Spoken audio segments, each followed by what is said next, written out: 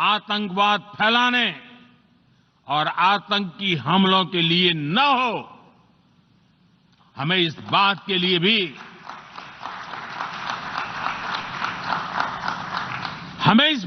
लिए भी सतर्क रहना होगा कि वहां की नाजुक स्थितियों का कोई देश अपने स्वार्थ के लिए एक टूल की तरह इस्तेमाल करने की कोशिश न करें।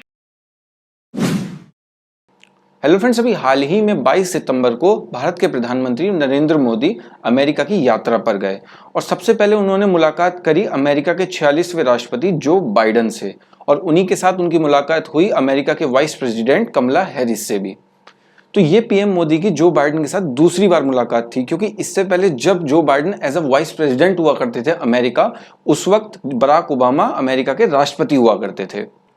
तो अब हम बात करते हैं कि भारत के प्रधानमंत्री नरेंद्र मोदी और अमेरिकी राष्ट्रपति जो बाइडेन के बीच में जो बात हुई, उनका फोकस किस चीज पर था। तो इसमें मेनली 4 से 5 पॉइंट्स आते हैं, जिसमें कि हमारा पहला पॉइंट बनता है क्लाइमेट चेंज के ऊपर। तो अगले महीने हमारी G7 की मीटिंग है, जिसमें कि इंडिया को इन्वाइट किया गया है और उसको कन्वर्ट कर दिया गया है D10 के अंदर। वहीं इसके बाद जो अगला पॉइंट था जिसपे सबसे ज्यादा बात हुई, वो था हमारा कोविड के पेंडेमिक को लेके। जैसे इंडिया और अमेरिका दोनों ही इकोनॉमी को लेके वर्ल्ड की टॉप 5 कंट्रीज में आते हैं, तो कुछ देश ऐसे भी हैं जहां जिनकी इकोनॉमी ज्यादा नहीं है, जिनकी जीडीपी वैल्यू बहुत कम है या फिर जिन पर लोन बहुत ज्यादा है, तो उनकी कैसे हेल्प कर सकते हैं या फिर कैसे मिशन या प्रोग्राम चला के उनको वैक्सीन प्रोवाइड कर सकते हैं। तो इस बारे में भी अमेरिकी राष्ट्रपति और पीएम के बीच में काफी बातें हुई। वहीं उसके बाद पीएम मोदी के द्वारा आज यूनाइटेड नेशन का ही एक बॉडी पार्ट यानी कि यूनाइटेड नेशन जनरल असेंबली, जिसे हम कहते हैं संयुक्त राष्ट्र महासभा, उसको संबोधित किया गया, जिसमें पीएम मोदी के द्वारा इतनी बेहतरीन बात कही गई, मैं उस देश का प्रधानमंत्री हूं जहां का लोकतंत्र उसकी जननी है। प्रतिनिधित्व कर रहा हूं, जिसे मदर ऑफ डेमोक्रेसी का गौरव हासिल है। लोकतंत्र की हमारी हजारों वर्षों की महान परंपरा रही।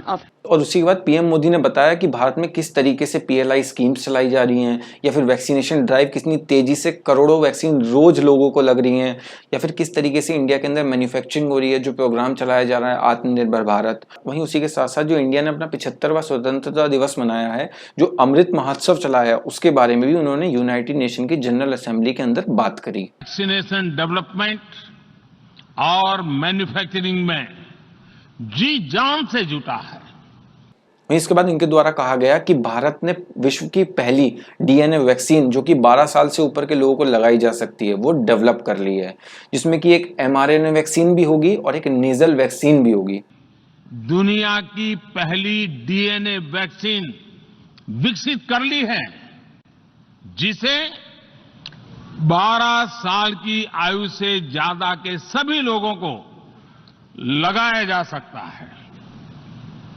एक और एमआरएनए वैक्सीन अपने डेवलपमेंट के आखिरी चरण में है। भारत के वैज्ञानिक कोरोना की एक नेजल वैक्सीन के निर्माण में भी जुटे हैं। वहीं उसके साथ साथ पीएम मोदी ने जो बाकी देश की जितनी भी कंपनीज हैं, उनके लिए एक नारा भी दिया कि कम मेक वैक्सीन इन इंडिया, यानी कि भारत में आप लोग आइए और वैक्सीन बनाइए, जिससे कि हम आप लोगों को डायरेक्ट सिंगल विंडो क्लियरेंस देंगे, यानी कि आपको किसी चीज की दिक्कत नहीं होगी। कम मेक वैक्सीन इन इंडिया। और इसी असेंबली में बात की गई टेक्नोलॉजी के बारे में। टेक्नोलॉजी के साथ साथ पीएम मोदी ने एक नारा और दिया, जिसमें उनके द्वारा कहा गया टेक्नोलॉजी विद डेमोक्रेटिक वैल्यू, यानी कि टेक्नोलॉजी तो डेवलप हो, लेकिन इकोलॉजी और इकोनॉमी दोनों एक साथ बढ़ती रहनी चाहिए, दोनों एकदम स्टेबल रहनी चाहिए, कोई भी ऊपर या नीचे नहीं होना चाहिए, क्योंकि इसकी वजह से अगर हम अपनी टेक्नोलॉजी को ज्यादा बढ़ावा देंगे तो हमारा जो इकोसिस्टम है वो डैमेज होगा। वहीं अगर हम अपने इकोसिस्टम पर ध्यान देंगे तो टेक्नोलॉजी में भारत पीछे रह जाएगा।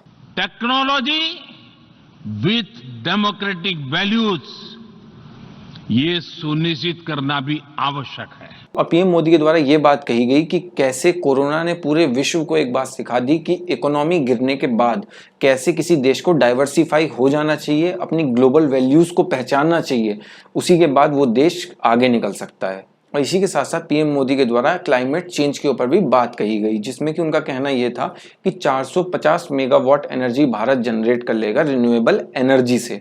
450 गीगावाट रिन्यूएबल एनर्जी के लक्ष्य की तरफ बढ़ रहा है। और भारत को वो ग्रीन हाइड्रोजन हब बनाना चाहते हैं, जिसमें कि मतलब मोस्टली चीज जो यूज करी जाएंगी वो रिन्यूएबल एनर्जी से होंगी, जिससे कि काफी कम पॉल्यूशन हो। दुनिया का सबसे बड़ा ग्रीन हाइड्रोजन हब बनाने के अभियान में भी जुट गए हैं।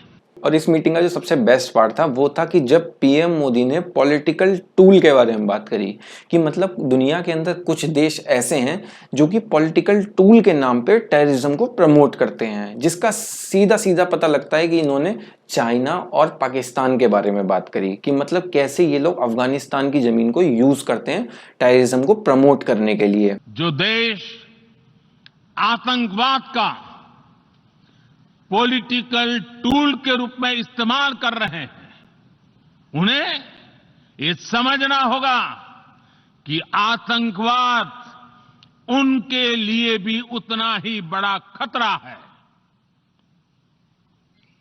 ये सुनिश्चित किया जाना बहुत जरूरी है कि अफगानिस्तान की धरती का इस्तेमाल आतंकवाद फैलाने और आतंकी हमलों के लिए न हो। हमें इस बात के लिए